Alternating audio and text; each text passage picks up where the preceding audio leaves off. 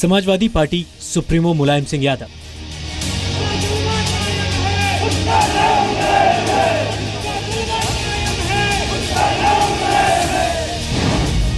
दांव पहलवानी के चित किए कई राजनीतिक धुरंधर।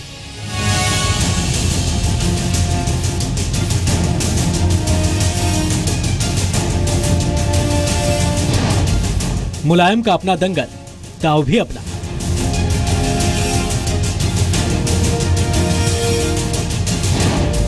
हर मौके पर मुलायम सिंह ने मारा चौका।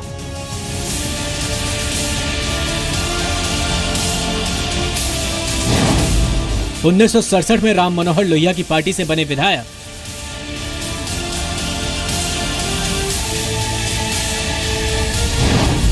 उन्नीस में लोहिया को छोड़ा चौधरी चरण सिंह के बने साथी।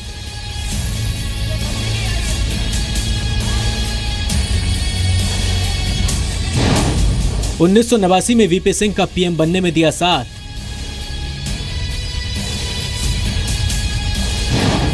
1990 में जनता दल टूटा और मुलायम चंद्रशेखर के साथ आ गए।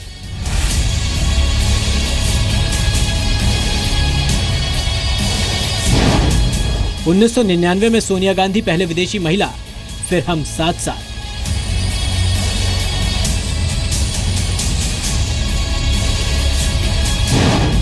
– 2002 में राष्ट्रपति चुनाव पर वामपंथियों को मुलायम ने दिया था झटका।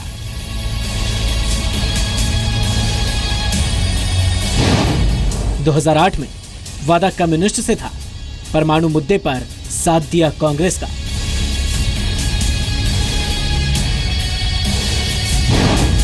2012 में मुलायम के पैतरे से ममता भी रह गई थी हैरान।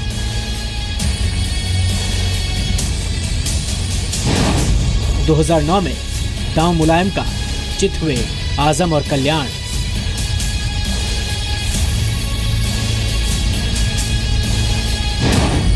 2015 में मुलायम ने बिहार के महागठबंधन को दिया था धोबी पछाड़।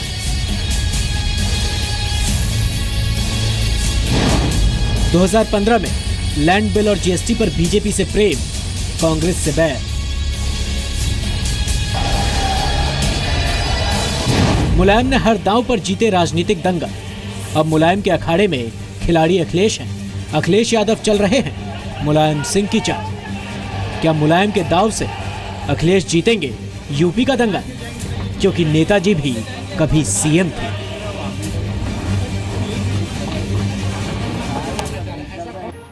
नमस्कार, स्वागत है आप सभी का स्पेशल रिपोर्ट में। आपके साथ मैं हूं पूर्णिमा मिश्रा। सुबह के 9:30 बज चुके हैं। मुलायम सिंह और अखिलेश यादव की लंबी फैमिली फाइट जारी है। राजनीति के जानकार ये कहते हैं कि इस फाइट की पटकथा यानी कि स्क्रिप्ट पहले ही लिखी जा चुकी थी। बस अखिलेश यादव की ट्रेनिंग का समय है और वो ट्रेनिंग मुलायम सिंह दे रहे हैं। मुलायम सिंह ने अपने 49 साल के राजनीतिक सफर में अपने पैतरों से हर राजनीतिक दंगल को जीता और आज के अखिलेश यादव मुलायम सिंह की छाया है। इस बात को समझाने के लिए आपको हम वो 10 मौके दिखा रहे हैं जब मुलायम सिंह ने मौके पर चौका मारा। मुलायम सिंह यादव अपने बेटे अखिलेश यादव को हर वो दांव सिखा रहे हैं जिससे राजनीतिक अखाड़े में अखिलेश यादव सुल्तान बन सके। यूपी की राजनीति को जानने समझने वाले तो यहाँ तक बता रहे हैं कि पिछले कई दिनों से यूपी में चल रहे दंगल में दांव तो मुलायम सिंह के थे, लेकिन दंगल जीता अखिलेश यादव ने, क्योंकि नेताजी भी कभी सीएम थे। मुलायम सिंह यादव ने राजनीतिक के दांव पेच राम मनोहर लोहिया और चौधरी चरण सिंह से सीखे थे। मुलायम के राजनीतिक करियर की शुरुआत 1967 में राम मनोहर लोहिया की संयुक्त सोशलिस्ट पार्टी के टिकट पर जीत हासिल कर विधायक बनने से हुई। शुरुआत से ही मुलायम सिंह ने राम मनोहर लोहिया और चौधरी चरण सिंह के साथ मिलकर एंटी कांग्रेस नेता की अपनी छवि को पुख्ता किया, लेकिन मौका जब भी मिला मुलायम सिंह ने उसे हथिया लिया। ऐसा ही एक मौका मुलायम सिंह को 1968 में राम मनोहर लोहिया की मौत के बाद मिला और मुलायम सिंह ने लोहिया की संयुक्त सोशलिस्ट पार्टी से किनारा किया और चौधरी चरण सिंह की पार्टी भारतीय क्रांति दल में शामिल हो गए। पहलवान से मास्टर जी, फिर नेता से नेताजी। मुलायम का सफर लंबा जरूर रहा लेकिन महत्वाकांक्षी रहा और वो हर बार अपने पैतरों से लोगों को चित करते रहे। कभी वीपी सिंह तो कभी चंद्रशेखर। 1989 में देश लोकसभा चुनाव का इंतजार कर रहा था। 1984 से लेकर 1989 तक देश के प्रधानमंत्री राजीव गांधी थे। तत्कालीन वित्त मंत्री विश्वनाथ प्रताप सिंह ने राजीव गांधी पर बोफोर्स तोप घोटाले का आरोप लगाया। 1988 में वीपी सिंह को कैबिनेट से बाहर का रास्ता दिखा दिया गया, लेकिन कांग्रेस में बगावत हो गई और 1989 में हुआ लोकसभा चुनाव। नेशनल फ्रंट को लोकसभा में बहुमत मिला। केंद्र में जनता दल की तरफ से वीपी सिंह और चंद्रशेखर का नाम पीएम पद के लिए चल रहा था। ये वो वक्त था जब मुलायम सिंह यादव का राजनीतिक कद अच्छा खासा बढ़ चुका था। चाहे यूपी हो या दिल्ली, मुलायम सिंह यादव का किरदार काफी अहम हो गया था। 1989 में एक वक्त ऐसा आया जब मुलायम सिंह यादव को वीपी सिंह और चंद्रशेखर में से किसी एक को चुनना था। समय की नजाकत को देखते हुए मुलायम सिंह वीपी सिंह के पाले में खड़े हो गए और चंद्रशेखर मुंह ताकते रह गए। अखिलेश भी मुलायम की राह पर चल पड़े हैं। 2 दिन पहले समाजवादी पार्टी के स्वघोषित अध्यक्ष बने और उसके बाद पिता मुलायम को मार्गदर्शक बनाया। आज मार्गदर्शक से मार्गदर्शन लेकर फिर उन्हें अध्यक्ष बना दिया गया और ये दांव भी मुलायम का ही है। 1989 में मुलायम सिंह यादव ने चंद्रशेखर का साथ छोड़कर वीपी सिंह का दामन थाम लिया। वीपी सिंह प्रधानमंत्री बन गए।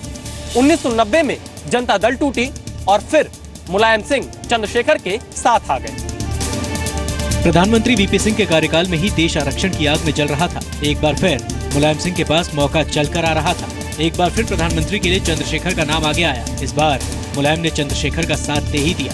चंद्रशेखर देश के प्रधानमंत्री बने और मुलायम सिंह का राजनीतिक कद और बढ़ गया। जनता दल के टूटने के बाद एक पार्टी बनी समाजवादी जनता दल। 1990 में चंद्रशेखर और मुलायम सिंह समाजवादी जनता दल के स्तंभ बन गए।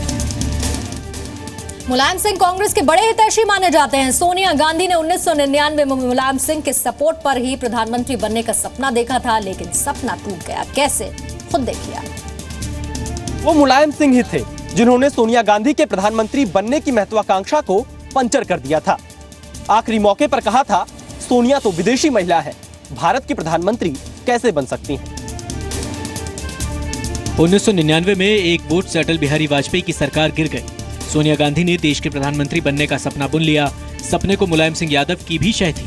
सोनिया गांधी पूरे लाव लश्कर के साथ सरकार बनाने के दावे के साथ राष्ट्रपति भवन पहुंच गई। सोनिया गांधी को पूरा भरोसा था कि अटल सरकार गिराने में अहम रोल अदा करने वाले मुलायम साथ जरूर देंगे। अंदाजा गलत निकला। दलील दी कि एक विदेशी महिला देश की प्रधानमंत्री नहीं बन सकती। साल 2002 में लेफ्ट पार्टियों को भी मुलायम से जोर का झटका मिला था। अखाड़ा वामपंथियों ने तैयार किया था, लेकिन दंगल मुलायम के हाथ लगा। मुलायम सिंह यादव हमेशा अपने पैंतरों से राजनीतिक धुरंधरों को हैरान कर देते थे। 1999 में सोनिया गांधी के विदेशी महिला के मुद्दे को हवा देने के बाद 2002 में राष्ट्रपति चुनाव के दौरान वामपंथियों को भी तगड़ा झटका दिया। साल 2002 में देश में राष्ट्रपति चुनाव होना था। एनडीए ने वैज्ञानिक एपीजे अब्दुल कलाम का नाम राष्ट्रपति पद के लिए प्रस्तावित किया। लेफ्ट पार्टियों को कलाम साहब के नाम पर ऐतराज था। वामपंथियों की पसंद आजाद हिंद फौज में कैप्टन रही लक्ष्मी सहगल थी। लेफ्ट पार्टियों को पूरा भरोसा था कि मुलायम सिंह लक्ष्मी सहगल को ही सपोर्ट करेंगे, लेकिन मुलायम सिंह ने एनडीए का साथ दिया और एपीजे अब्दुल कलाम को सपोर्ट किया और उन्हें राष्ट्रपति बनवाया।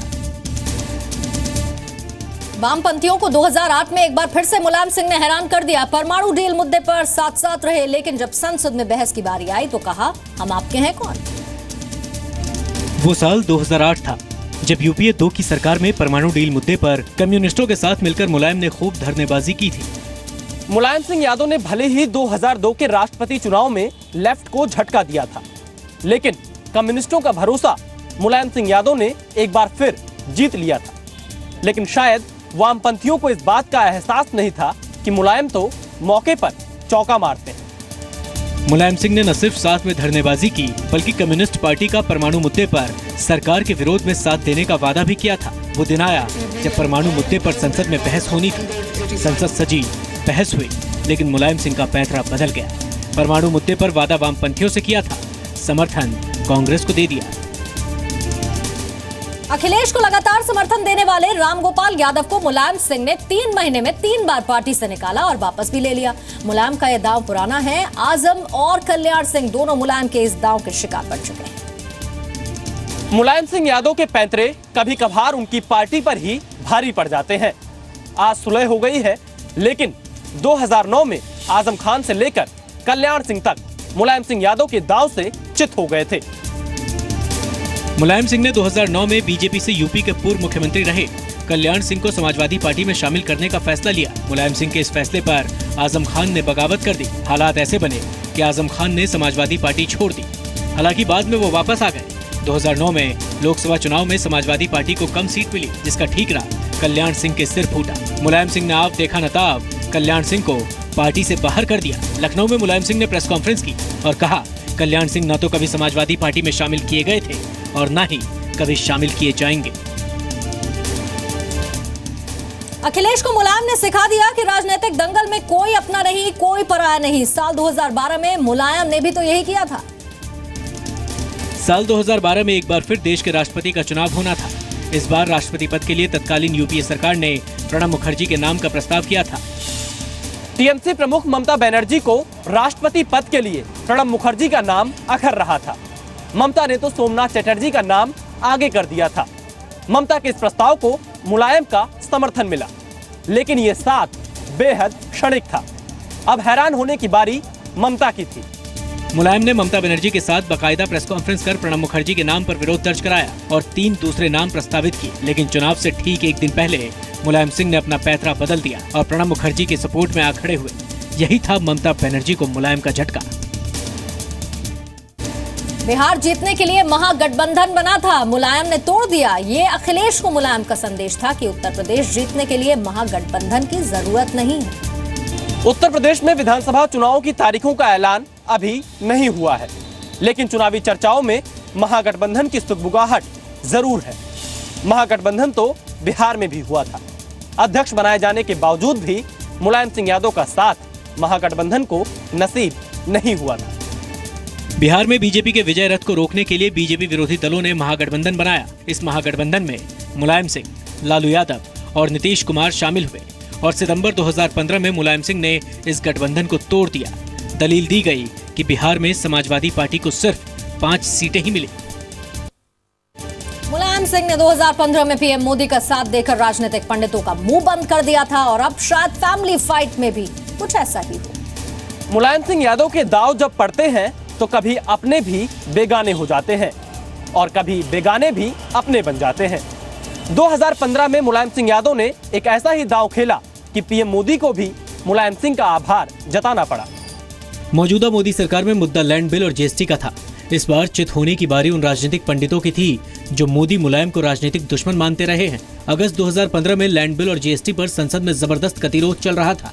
पीएम मोदी किसी तरह इस गतिरोध को खत्म करना चाहते थे और तब पीएम मोदी को मुलायम सिंह का साथ मिला।